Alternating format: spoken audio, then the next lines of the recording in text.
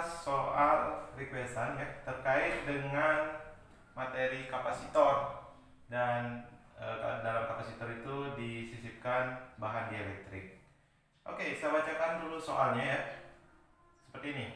Sebuah kapasitor terbuat dari plat konduktif, terbuat dari logam, sejajar sebagaimana pada gambar. Plat mempunyai luas permukaan 2 kali 10 pangkat minus 1 meter persegi. Boleh kita langsung tulis. Yang diketahuinya A sama dengan 2 kali 10 minus 1 meter persegi. Dan berjarak 0,01 meter antara satu dengan yang lainnya. Nah, kapasitor plat sejajar itu jaraknya biasa disimbolkan dengan D. Jadi jarak itu jarak antar kedua plat. D sama dengan 0,01 meter atau 1 dalam bentuk kalian juga 1 kali 10 pangkat negatif 2 meter. Lanjut, kapasitor mula-mula dihubungkan dengan sumber tegangan sampai terisi penuh dan menghasilkan beda potensial. Diketahui V0-nya sama dengan 3 kV. Ini sama saja dengan 3 kali 10 pangkat 3 volt. Lanjut, kemudian dilepaskan dari sumber tegangan tadi. Jika di antara kedua plat kapasitor tadi disisipkan material dielektrik plastik dan mengisi penuh ruang antara kedua plat, perbedaan potensial turun menjadi 1 kV. Oke? Jadi setelah diberikan bahan dielektrik, ya, tegangannya menjadi turun menjadi 1 kV. Ini nilainya kita rubah 1 kali 10 pangkat 3 volt. Sedangkan muatan pada setiap plat tetap. Ya itu pasti ya, karena muatan itu kekal. Jadi jumlah muatan di dalam kapasitor tidak akan berubah. Yang berubah itu adalah nilai beda potensialnya. Lanjut, maka tentukan, baik. Nah di sini pertanyaannya banyak sekali ya teman-teman, dari A sampai I. A, kapasitansi pada kondisi awal C0. Oke. Jadi pertanyaannya yang pertama, berapa kapasitansi C0-nya? Oke. Yang kedua, besar muatan Q pada setiap plat. Ditanya berapa muatannya. Ketiga, kapasitansi C setelah pada kapasitor disisipkan material dielektrik. Oke, ini C aksen ya, setelah diisi bahan dielektrik. Kemudian konstanta dielektrik K pada material dielektrik. Berapa konstanta dielektriknya? Lanjut, permitivitas epsilon dari material dielektrik. Oke. Jadi permitivitas dari bahan dielektriknya berapa? Oke, lanjut. Medan listrik awal E0. Oke.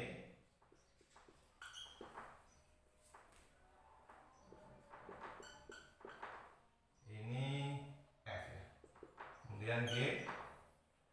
Medan listrik E setelah disisipkan material dielektrik. Oke, E aksennya berapa? Lanjut. H, energi yang disimpan di dalam kapasitor sebelum dan sesudah material dielektrik disisipkan. Jadi ada W0 dan W aksennya berapa gitu ya. Kemudian I, kerapatan energi yang disimpan di dalam kapasitor sebelum dan sesudah material dielektrik disisipkan. Oke, jadi U0 dan U aksen. Oke, nah jadi ini teman-teman ya, soalnya beranak banyak ya. Jadi kita akan selesaikan satu-satu. Kita akan bahas satu mulai dari A sampai dengan I. Oke, langsung saja kita bahas.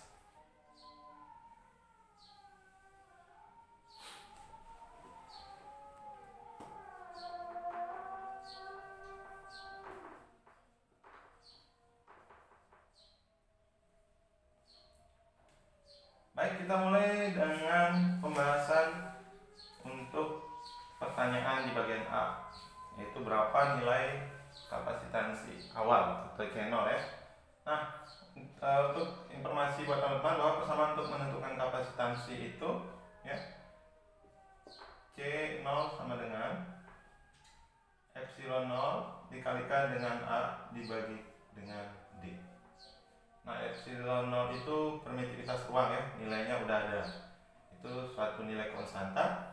A-nya itu luas plat tadi, kemudian D itu jarak antar plat. Oke, masukkan nilainya. Sama dengan nah, nilai epsilon 0 itu 8,85 dikali 10 pangkat minus 12. Kemudian dikalikan dengan luasnya tadi sudah ada 2 dikali 10 minus 1 dibagi dengan D, jaraknya tadi sudah ada ya, 1 dikali 10 pangkat negatif 2. Oke, dari sini kita peroleh hasil perkaliannya 17,7 kali 10 pangkat minus 13 dibagi 1 kali 10 minus 2, maka diperoleh hasil akhir sebesar 17,7 dikali 10 pangkat minus 11 farad. Oke, jadi satuan dari kapasitansi itu farad ya teman-teman. Baik, jadi untuk bagian A sudah terjawab. Lanjut bagian B. Berapa besar muatan yang tersimpan pada masing-masing plat? Oke. Jadi kita di sini menentukan berapa nilai muatan yang ada di dalam plat. Persamaannya itu Q sama dengan nilai kapasitansinya ya. Kita kalikan dengan berapa beda potensialnya. C 0 dikalikan dengan V0. Oke. Nah, jadi di sini kita menggunakan C0 dengan V0. Kenapa? Karena ini kita menentukan berapa besar muatan sebelum disisipkan dielektrik. Meskipun nanti setelah disisipkan dielektrik pun besar muatannya tetap sama. Nah, apa yang berbeda? Sedangkan potensialnya menjadi lebih kecil, maka dari situ konsekuensinya adalah kapasitansinya menjadi naik. Nah, jadi itu salah satu dari fungsi bahan dielektrik adalah untuk memperbesar nilai kapasitansi kapasitor. Oke, masukkan nilainya. C0 tadi sudah kita dapat 17,7 kali 10 minus 11 dikali beda potensial awalnya 3 kali 10 pangkat 3. Maka dari sini akan diperoleh nilai 53,1 kali 10 pangkat minus 8 kolom. Oke, bagian B terjawab. Lanjut bagian C. Yang C ditanya berapa kapasitansi kapasitor setelah disisipi bahan elektrik atau C aksen ya. Jadi C aksen ini sama dengan, nah tadi ingat teman-teman muatannya itu kekal, jadi jumlah muatannya sama. Yang berubah itu adalah nilai beda potensialnya ya. Jadi mengecil sebesar 1 kali 10 pangkat 3. Jadi dari situ nanti dapat diperoleh nilai kapasitansi setelah disisipkan di elektrik itu berbeda dengan sebelum disisipkan. Persamaan ini ya kita modifikasi, mencari nilai C berarti C sama dengan Q per V. Jadi di sini Q dibagi dengan V aksen. Oke, V aksen ini tegangan setelah atau beda potensial setelah disisipkan bahan dielektrik. Masukkan nilai Q-nya tadi 53,1 kali 10 minus 8 dibagi dengan 1 kali 10 pangkat minus 3. 1 kali 10 pangkat 3. Oke, maka akan diperoleh nilai sebesar 53,1 kali 10 pangkat negatif 11. Baik. Nah, dari sini teman-teman bisa lihat ya. Ini nilai kapasitansi awal sebelum disisipkan bahan dielektrik itu sekitar 17,7 kali 10 pangkat minus 11 farad. Sedangkan setelah disisipkan bahan dielektrik, kapasitansinya naik menjadi 53,1 dikali 10 pangkat negatif 11. Oke, ya kita lanjut. Berapa nilai konstanta bahan dielektriknya? Oke, nah jadi ini kalau suatu bahan dielektrik ya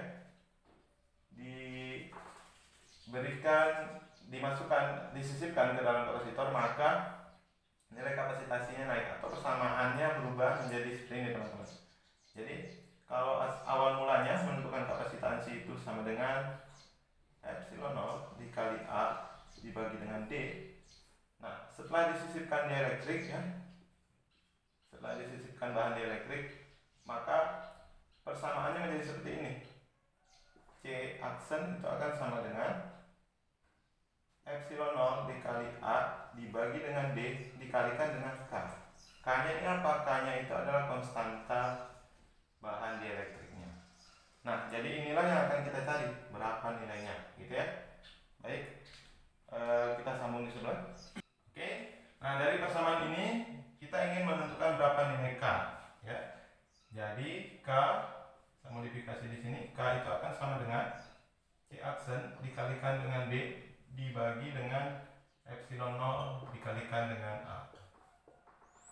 Oke, nah, masukkan nilainya.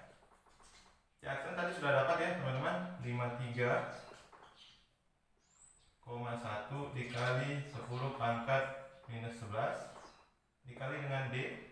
D nya tadi sudah ada 1 kali 10 negatif 2 dibagi dengan epsilon 0 8,85 dikali 10 pangkat minus 12 kemudian dikalikan dengan A 2 kali 10 pangkat negatif 1. Oke, nanti silakan teman-teman kalian ya, saya sudah hitung juga di sini nilainya itu sekitar 53,1 kali 10 pangkat negatif 13 dibagi dengan 17,7 kali 10 pangkat negatif 13. Maka diperoleh nilai K-nya itu sama dengan 3. Oke, nah jadi ini nilai konstanta bahan dielektriknya. Oke, kita lanjut ke pertanyaan yang kelima. Yang kelima itu yang ditanya berapa permitivitas bahan dielektriknya, gitu ya. Jadi kalau misalkan kita tidak berikan bahan dielektrik, nilai permitivitasnya adalah permitivitas ruang yaitu epsilon 0. Tapi kalau kita isi bahan, maka permitivitasnya berubah. Berubahnya nilainya yaitu terkait dengan bahan dielektrik yang disimpan tadi, ya. Baik, nah kalau diperhatikan dari persamaan ini teman-teman ya, ini bisa kita ubah persamaannya. Saya tulis ulang dulu. C aksen sama dengan epsilon 0 dikali A dibagi dengan D dikali dengan K. Baik, nah persamaan ini bisa menjadi seperti ini teman-teman, sama dengan epsilon dikali dengan A dibagi dengan D. Oke, nah epsilon ini apa ya? Jadi dengan syarat epsilon itu sama dengan epsilon 0 dikalikan dengan K. Ya, jadi nilai inilah yang ditanya pada pertanyaan nomor 5 ini. Berapa nilai permitivitas bahan elektrik itu tadi? Oke, kita langsung saja. Epsilon 0-nya sama dengan 8,85 kali 10 pangkat negatif 12 dikalikan dengan nilai K yang kita dapat tadi ya, dikali 3. Maka diperoleh permitivitas bahannya itu sama dengan 26,55 dikali 10 pangkat negatif 12. Oke, satuannya kolom kuadrat per Newton meter pengaruh. Oke, ya, jadi kita sudah temukan berapa nilai permitivitas bahannya.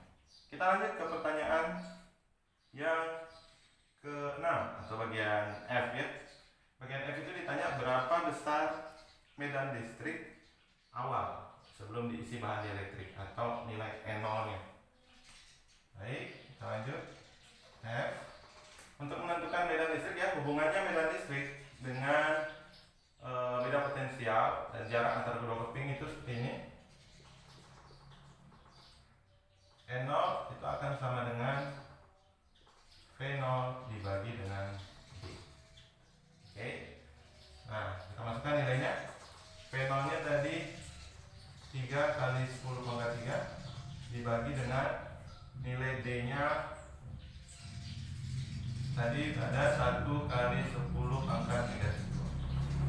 Maka diperoleh besar medan listrik awal ya pada kapasitor itu adalah 3 kali 10 pangkat 5 Newton per Coulomb. Oke, itu. Kemudian lanjut, berapa besar medan listrik setelah disisip bahan dielektrik? Oke, kita cari nilai F aksennya. Nilai E aksen maksud saya. E aksennya sama dengan, berarti di sini V aksen dibagi dengan D. Ya, karena yang berubah hanya beda potensialnya, sedangkan jarak antara dua keping sejajar tidak berubah. Sama dengan 1 kali 10 pangkat 3 dibagi dengan 1 kali 10 pangkat negatif 2. Maka medan listrik ya, medan listrik dalam yang diakibatkan oleh kedua plat menjadi lebih kecil, yaitu sebesar 1 kali 10 pangkat 5 Newton per Coulomb. Baik. Nah, jadi salah satu dampak yang ditimbulkan ketika kita menyisipkan bahan dielektrik ke dalam kapasitor adalah menurunnya medan listrik di antara kedua keping. Ya, ini karena apa? Karena nanti akan ada pengkutuban dalam bahan dielektrik yang mengakibatkan adanya medan listrik internal yang melawan medan listrik yang ada pada kedua keping. Akibatnya medan listriknya menjadi menurun. Oke, nah kita sudah menjawab sampai G. Masih ada 2 pertanyaan lagi, kita sambung di sebelah. Oke, selanjutnya teman-teman yang ditanya di bagian A itu adalah berapa energi yang tersimpan dalam kapasitor ya sebelum disisipkan dan setelah disisipkan. Oke, sebelum disisipkan berarti nilainya W0 ya. Nah, untuk kapasitor biasanya simbol energinya pakai W. W0 itu sama dengan 1/2 dikali Q dikali dengan V. Baik, buat teman-teman sebagai informasi ya, bahwa ini persamaannya bisa jadi seperti ini ya. 1/2 dikali dengan Q itu kan sama dengan C dikali V dikalikan dengan V. Makanya biasa persamaan energinya ini menjadi sama dengan 1/2 dikali C dikali dengan V kuadrat. Nah, teman-teman bisa pakai persamaan ini maupun persamaan ini karena semua variabel juga sudah diketahui, jadi terserah. Nah, untuk di pembahasan kali ini saya menggunakan persamaan yang ini. Baik, sama dengan 1/2 dikali ya, nilai Q-nya tadi kita sudah dapat di awal ya.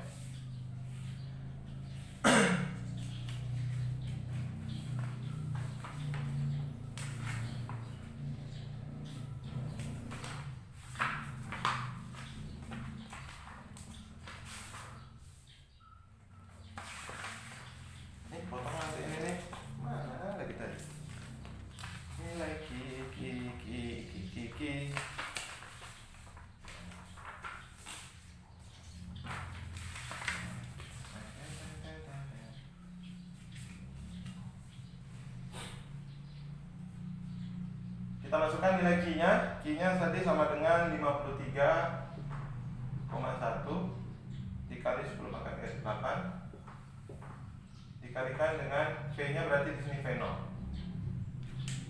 Oke, ini kita hapus dulu ya. V0 tadi sudah dapat nilainya, sudah ada di soal maksud saya, nilainya 3 dikali 10 pangkat 3. Jadi sama dengan, ini sudah dihitung ya, nilainya sekitar 79,65 dikali 10 pangkat negatif 5 Joule.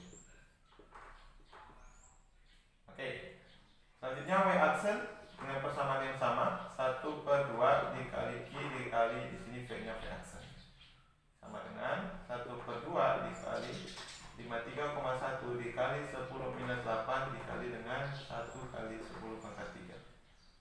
Ini diperoleh nilai sebesar 26,55 dikali 10 pangkat negatif 5 Joule. Oke.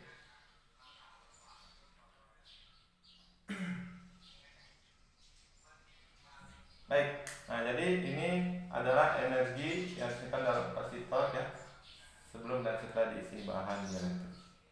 Kita lanjut ke pertanyaan bagian I ya, pertanyaan bagian I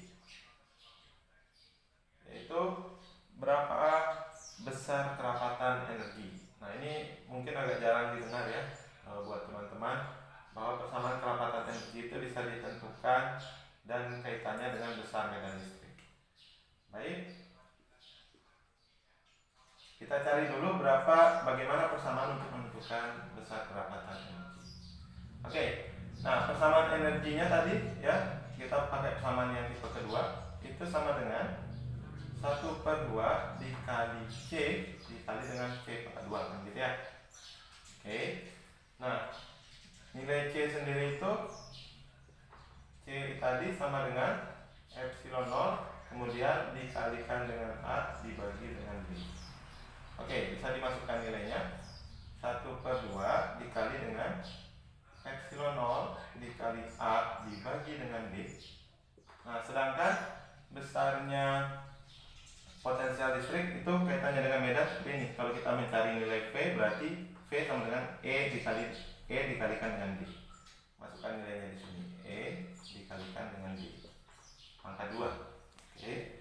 Nah, maka kita peroleh 1/2 dikali epsilon 0 dikali A dibagi D, kemudian dikali E pangkat 2 dikali dengan D pangkat 2. Oke, ini eliminasi. Maka diperoleh samaan 1/2 dikali epsilon 0 dikali E pangkat 2 dikali A dikali dengan D, dikalikan dengan D. Baik, nah perhatikan luas dikalikan D itu sama saja dengan volume ya teman-teman. Jadi ini sama saja dengan volume, sama saja dengan volume. Sehingga kalau ini kita pindahkan ke sini, jadi bisa saya tulis W per volume itu sama dengan 1/2 dikali epsilon 0 kemudian dikali dengan E pangkat 2. Nah, jadi persamaan inilah yang disebut dengan kerapatan energi yang tersimpan di dalam kapasitor. Ya, jadi W atau energi per satuan volume itulah yang dimaksud dengan kerapatan energi. Baik, kita kerjakan di sebelah. Oke, saya sambung sini ya. Jadi anggap saja tadi persamaan yang diperoleh W per V, V-nya ini volume untuk membedakan dengan beda potensial tadi. 1/2 dikali epsilon 0 dikali dengan medan listrik pangkat 2. Nah, kita anggap saja ini ya kerapatan energinya itu sama dengan U. Jadi dimana W per V itu kita anggap sama dengan U.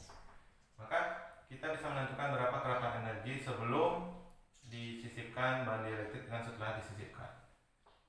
U0 akan sama dengan 1/2 dikali epsilon 0 dikali dengan E0 pangkat 2. Oke, nah di sini saya juga sudah hitung nilainya ya. 1/2 dikali 8,85 dikalikan dengan, tadi E0 nya diperoleh nilainya 3 kali 10 pangkat 5 pangkat 2. Oh maaf, ini nilai E0 nya ada perkalian ya. 8,85 kali 10 pangkat negatif 12 dikali dengan 3 kali 10 pangkat 5 pangkat 2. Oke, ini hasil akhirnya kita peroleh nilai sebesar 39,825 dikali 10 pangkat negatif 2. Oke, ini satuannya joule per meter kubik. Oke teman-teman, jadi kita sudah mendapatkan nilai kerapatan energi untuk keadaan awal. Selanjutnya mencari kerapatan energi setelah disisipkan bahan dielektrik, yaitu U aksen itu sama dengan 1/2 dikali dengan epsilon kemudian dikalikan dengan E aksen pangkat 2. Ya, kenapa di sini epsilon? Karena permitivitas udara sudah digantikan dengan permitivitas relatif bahan. Baik, ini sudah kita dapat juga tadi nilainya ya. Jadi masukkan 1/2 dikali dengan 26,55 kali 10 pangkat negatif 12 dikalikan dengan medannya tadi 1 dikali 10 pangkat negatif 1 dikali 10 pangkat 5 kemudian pangkat 2. Baik, nah ini setelah dihitung maka diperoleh nilai akhir sebesar 13,275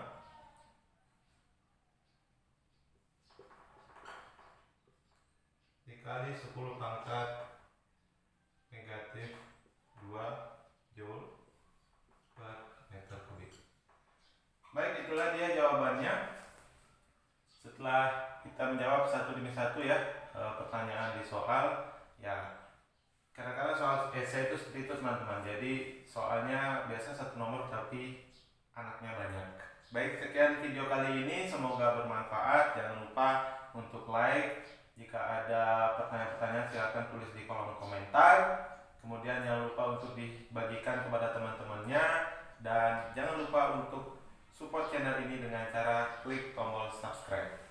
Baik, sekian. Sampai ketemu lagi di video-video selanjutnya. Bye.